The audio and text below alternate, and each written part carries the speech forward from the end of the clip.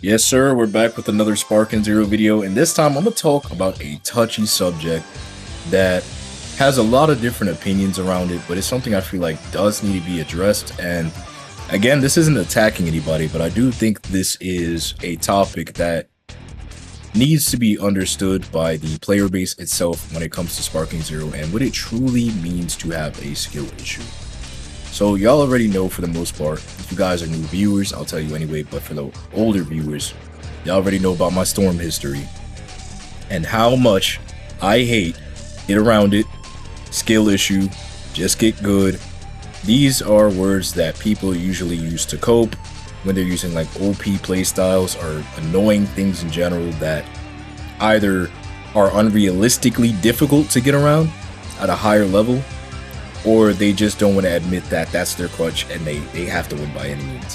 However, on the other side of this coin, at a lower level, there are a lot of people in the game who genuinely do have a skill issue when it comes to Dragon Ball Sparking Zero and in games in general.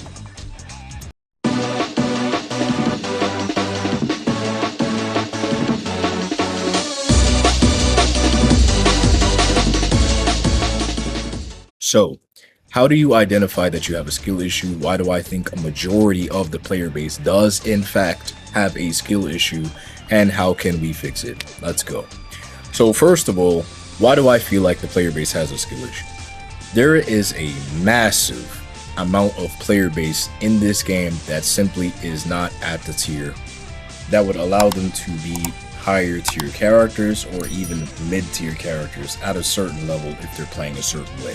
I'd argue I'm mid-tier, mid to high tier. Mid-tier going into high tier. I could be better, but one, I simply do not have the time management to play at a level that I would like to be as good as I would like to, which is okay, life responsibility, things happen. And two, there's players who are genuinely just better than me because they have the experience and they understand the game fundamentally better than me at a higher level. With that being said, I feel like a majority of the player base, my viewer base and the player base in general, cannot beat me. And I say that because I think in the grander perspective of me having 3,500 subscribers, I think roughly out of all those numbers, maybe 40 to 50 people can beat me, and that says a lot. Again, that may be like, wow, dude, you're really on your high horse right now. But I'm saying that in the sense that, no, I haven't played everybody, but the majority of gameplay that I've experienced for myself and the majority of people who do play me just genuinely are not at that level yet. And again, I consider myself mid to high tier. I wouldn't say a lower tier, but mid to high tier. I'm not head crack at the game. I do have the experience, I know what I'm doing, but I'm not as good as some of the people, believe me, who are leagues better above me, who I don't have a problem admitting are better than me. There's a couple of them out that are creators, and as I've said in my original video when I was talking about skill issues way before this, that I circled back on that, there are a huge amount of players that I surround myself that are just better than me. That's how you improve at the game, and I don't mind playing them because it gets me better. And with that being said, that's why I feel like a majority of the player base has that skill issue, because when I do see the gameplay videos, when I see the clips, when I see people complaining about simple stuff, it usually comes down to that. The fact that they don't understand the game at a fundamental level that allows them to simply adjust to certain things that are mechanics in the game. And it's further doubled down on and improved in a lot of these YouTube videos and a lot of the way the community speaks for itself, because people double down on this aspect by not really admitting that they just aren't that good or don't understand how they lost a match or don't know how to adapt to certain mechanics, and they will scream to the high heavens that something is either overpowered and needs to be undertuned, or that the other player was just cheesing and not playing the game as intended, which is kind of delusional at a certain point. I think that would arguably make you a dork if you can't just admit that the other person is just better than you and that they have a fundamentally better understanding of the game than you.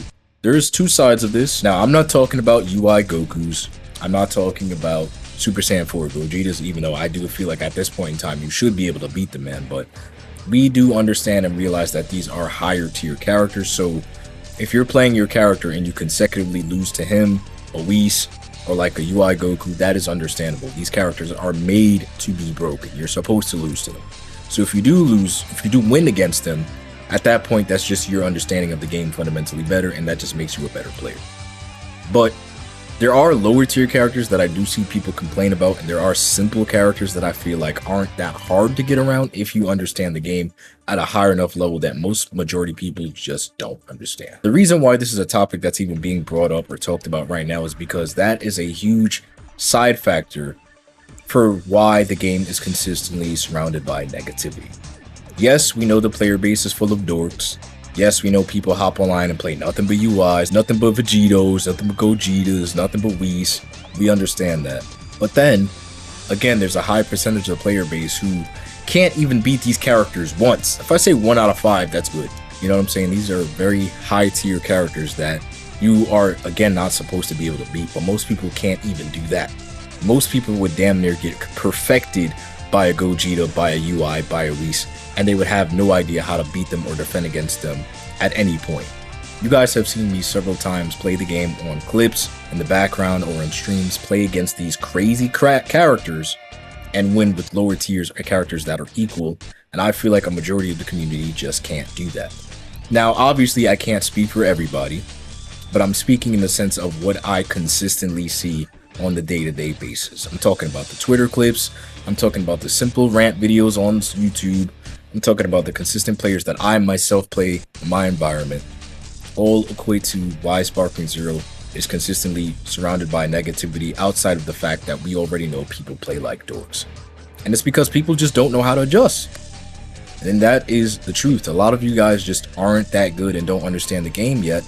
And I'm an advocate for people not playing like dorks. I think people should go out of their way, or should play the game the way it's meant to be played in neutral. But at a certain level, there is stuff that a lot of people complain about that it's just your skill issue at the end of the day. I think skill issue is a very overused term. I think a lot of people abuse this term to, again, gatekeep and just get out of easy arguments by saying, oh, you're just bad at the game. And I think that's a horrible argument.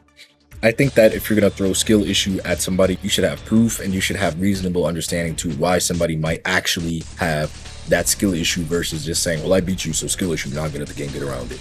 So now that I've broken down and identified the difference between actually having a skill issue and just telling people you have one and how you can see yourself and if you are in that space, now we can talk about how do you fix that? What do you do as a player if you feel like you do have a skill issue, and how can you improve to kind of help Sparking Zero become a more positive space and carry that energy for yourself for each game that you hop in the future.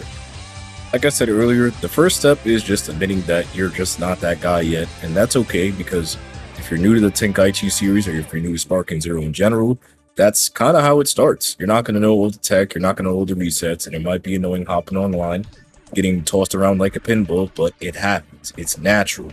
When I first got the game, no matter how much experience I had for Raging Blast 2 or Tenkaichi in the past, I also got walked in the beginning stages of the game. It helped my experience a little bit, but there were definitely players and creators out there who I played when the game first dropped that just cooked me completely.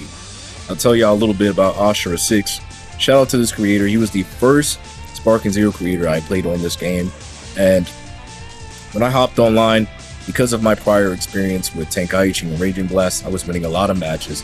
I lost some, but majority of them I was winning by a good margin. I felt like I was that guy. I felt like I was Superman. And then I ran into Ashura6 and I got walked. And then it made me understand that there is a huge amount of stuff in this game that I did not understand yet that he had complete grasp of, because I could not beat him no matter how hard I tried. And that just motivated to me to become more powerful. And from that point on, I kind of viewed him as a rival. And I paid attention to his videos, his content, and just kept up with how good he was at the game and continuously thrived to play people around me and push myself to play ranked against people who I knew damn well I wasn't going to beat, but learn from their movements and the way that they play the game. And that's just something that I sought out to do, and that's how I got to where I am in Sparking Zero now. Consistently playing people who are better than me. Even right now in the Discord, there are people right now who are better than me in the Sparking Zero server, and I enjoy playing them immensely, because again, it's always a challenge. It's boring to just be the best person in the game, and if you want to learn how to play a game, become good yourself, surround yourself with players who are consistently better, because one day you will in fact reach that level and even possibly surpass them. Speaking of Sparking Zero, you can literally treat yourself like a Saiyan. For each fight that you lose, you will gain a small boost and understand the mechanics of the game slightly more and improve in that space.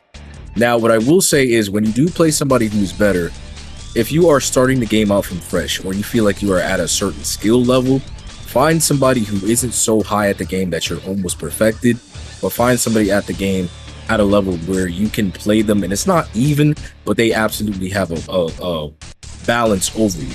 No matter how many times you ready up, you probably can't beat them, but it's not to the point where you're being clean barred. Like, if you're playing somebody and they can perfect you, or like you can't even get a stock off them, at that point, I wouldn't say don't train with them, but it's kind of pointless because they might be playing at a higher level so much that you don't even understand what's going on. You want to find somebody slightly above your skill level, if not too high, far up, and just keep playing them until you gradually reach that place. You reach that pedestal, and then you just keep climbing up and rinse and repeat the process over and over again. I'm still doing it myself. And in the next video, you guys are going to see me actually have a huge amount of sets with my homie T-Man, and I'm going to break down and explain a little bit about how these matches were, why it was iconic, and how I had so much fun. But that's basically something I really wanted to talk about with this community because I see it a lot. If you go to Twitter, and not just Twitter, but YouTube in general, skill issue is literally like one of the most thrown around terms when it comes to sparking, and it baffles me that so many people use this on both sides of people who don't understand the game and play nothing but cheese, and then you have the lower tiers who don't understand the game at all and have no idea how to beat higher tiers in the first place. So I feel like at a certain level, if you're low tier, you can't say, oh, this is cheese, and I can't get around it, this needs to be nerfed, if you can't even beat a simple character that is somewhat mid-tier. If you can't beat mid-Goku, you can't beat a Goku Black, if you can't beat a damn Yamcha, if you certainly can't beat a Gohan, there's no reason for you to be pointing fingers and talking about skill issues and these things should be nerfed if you don't even understand the basic fundamentals. With that being said, you guys carry on what I said, think about it, and what do you think about the message I delivered, and how do you feel about skill issues in general? Do you agree? Do you disagree? What do you feel like are the key points in identifying skill issues, and do you feel like you yourself has a skill issue? And as always, I'm gonna offer you guys another solution and finish off the video with this. If you guys feel like you do have a skill issue, or you feel like you don't have a skill issue, if you feel like you can cook me or educate other players, or if you want to join an environment where you want to consistently learn the game, then join the Discord. It's a very calm, relaxed, chill place. I made it myself, and so far there's been no problems really. There's been like 1 or 2 issues, and they got rid of immediately. So it's a very healthy space, and everybody's very cool. There's a competitive energy to it. Everybody likes to learn off each other. It's a very fun, chill environment. So if you guys want to join up, and when you would like a space to learn from other players who are always on, they're always willing to teach, always willing to play the game, go ahead, hop in there. Everybody's welcoming, and you will be able to do that a lot easier. This has been Kaizen Guides. Imagine, that's my own tag. This has been Kaizen Kumas, and I just basically taught y'all the guide on skill issues. But this is Kaizen Kuma. I appreciate y'all for watching, and I will see you guys on the next video. You guys stay easy. Don't do anything I wouldn't do. I'll see you on tomorrow's video. Later.